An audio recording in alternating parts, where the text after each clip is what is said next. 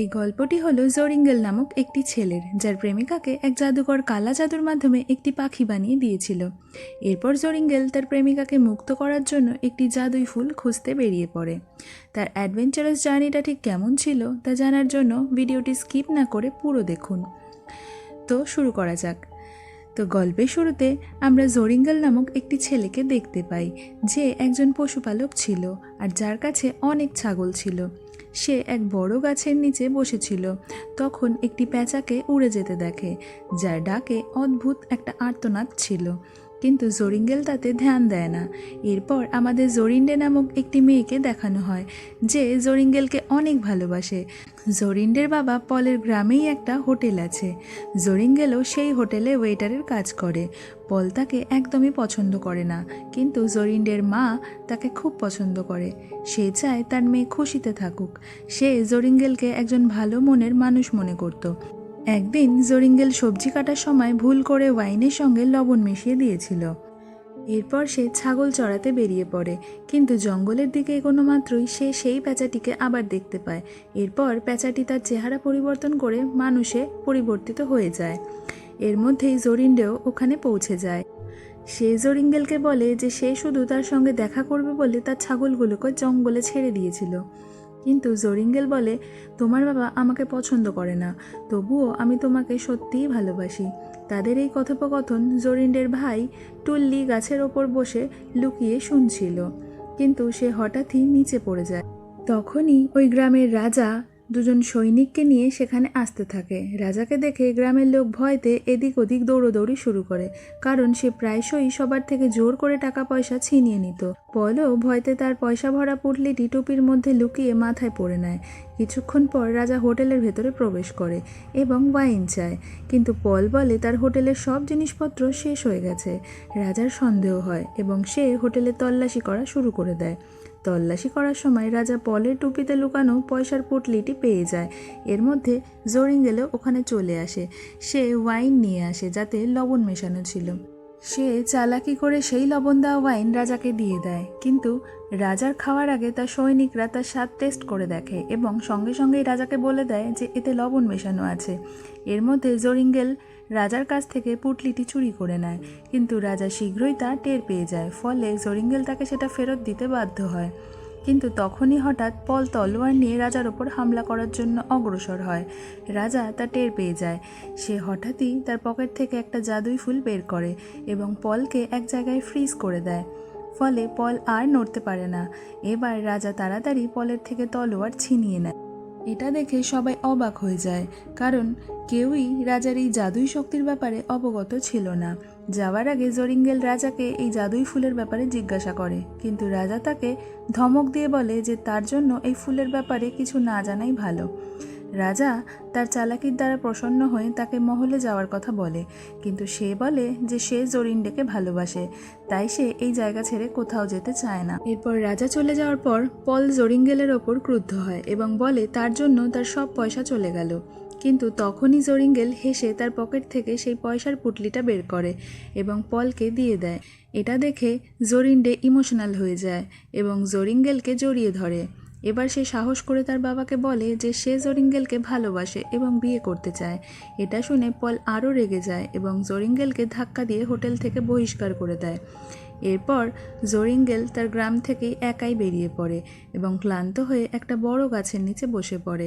সেখানে হঠাৎই জোরিন্ডে চলে আসে এবং বলে যে সে তাকে অনেক ভালোবাসে, তাই সে তার সঙ্গে যেতে চায়। জোরিন্ডের মা বাবা তাকে খুঁজতে খুঁজতে এই দিকেই আসছিল। তাদের দেখেই দুজনে ভয় পেয়ে জঙ্গলের দিকে পালিয়ে যায়। এই হলো সেই জঙ্গল যার ব্যাপারে গ্রামে নানান কথা প্রচলিত ছিল। লোকে মনে করত সেখানে এক ভয়ঙ্কর জাদুকর থাকে, যে তার জাদুর দ্বারা মানুষকে পাখি বানিয়ে দিত। কিন্তু জোরিঙ্গেল এই কাহিনীগুলোকে বিশ্বাস করত না। তখনই জোরিন্ডের নজর জঙ্গলে পড়ে থাকা একটি পেঁচার পালকের দিকে যায়। সে সেটিকে তুলে নিজের কাছে রেখে দেয়। এবার তারা সামনের দিকে এগোতে গেলে হঠাৎই তাদের সামনে সেই ভয়ঙ্কর জাদুকর চলে আসে। সে এক মুহূর্তেই তার জাদুর দ্বারা জোরিঙ্গেলকে ফ্রিজ করে দেয়। এরপর সে জোরিন্ডেকে নিজের বশে করে নেয়। জোরিঙ্গেল অসহায়ভাবে দাঁড়িয়ে থাকে এবং অজ্ঞান হয়ে যায়। এরপর জ্ঞান ফিরলে সে জঙ্গল পার করে জাদুকরের মহলের দিকে চলে যায়। কিন্তু সেখানে তার মহলের চারপাশে একটা জাদুই প্রাচীর ছিল, যেটা পার করা অসম্ভব ছিল। অবশেষে সে ক্লান্ত হয়ে গ্রামে ফিরে আসে।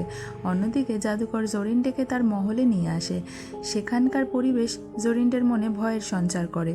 জাদুকর তাকে একটি রহস্যময়ী পোশাক দেয়, যার রং সবসময় বদলাতে থাকে। গ্রামে ফেরার পর জরিন্ডে পলকে সব কথা বলে, কিন্তু সে বলে যাই হোক না কেন সে জরিন্ডেকে অবশ্যই মুক্ত করে গ্রামে ফিরিয়ে আনবে।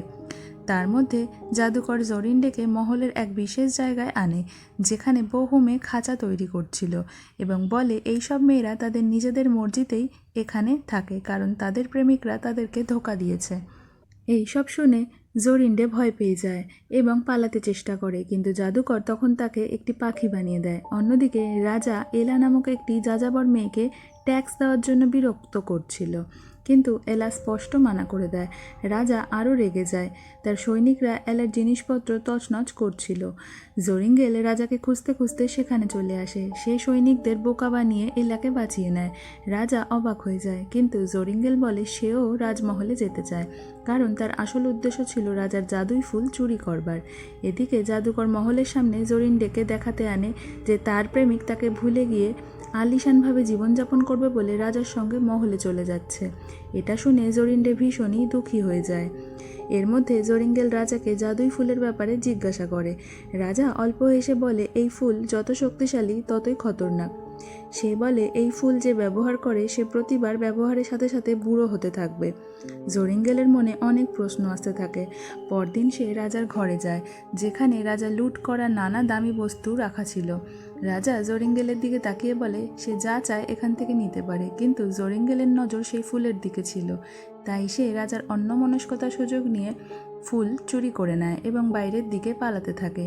কিন্তু তখনই সেই ছদ্মবেশী জাদুকর সেখানে আসে এবং তাকে পথভ্রষ্ট করে রাজা সেই গুপ্তধনের কামরায় নিয়ে যায় এবং তার থেকে ফুলটি নিয়ে নেওয়ার চেষ্টা করতে থাকে।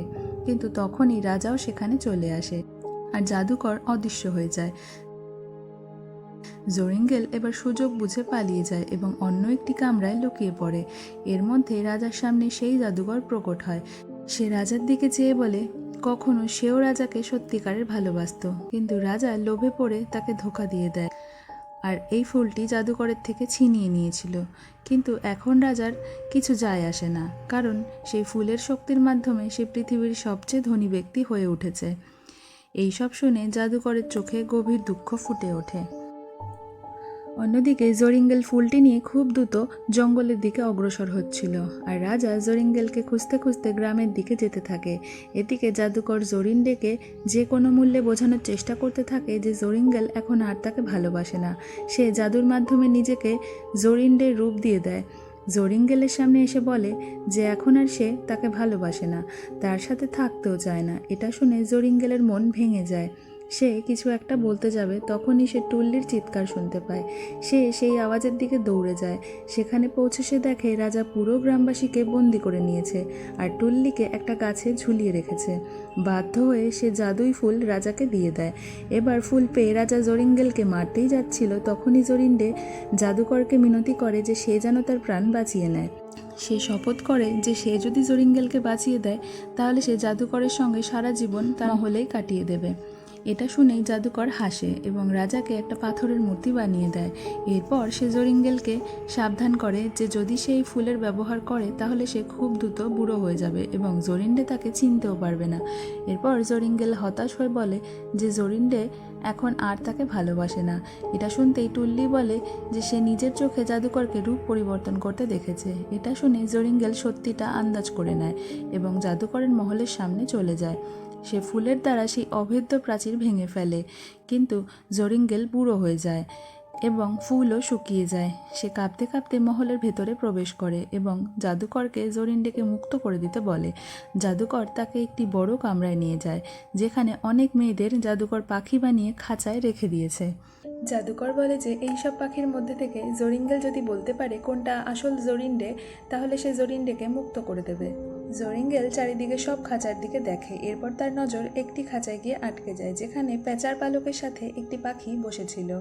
সে দৃঢ়তার সঙ্গে বলে, এটাই হলো জরিন্ডে। জাদুকর আর কোনো উপায় না দেখে তার কথা অনুযায়ী এবার সেই পাখিটিকে মানুষের রূপ দিয়ে দেয় এবং দেখা যায় সেটাই জরিন্ডে। এরপর জরিঙ্গেল দুঃখী মনে সেই গাছের তলায় গিয়ে দাঁড়ায়, যেখানে তারা একান্তে দেখা করত। এবার সেখানে জরিন্ডেও চলে আসে।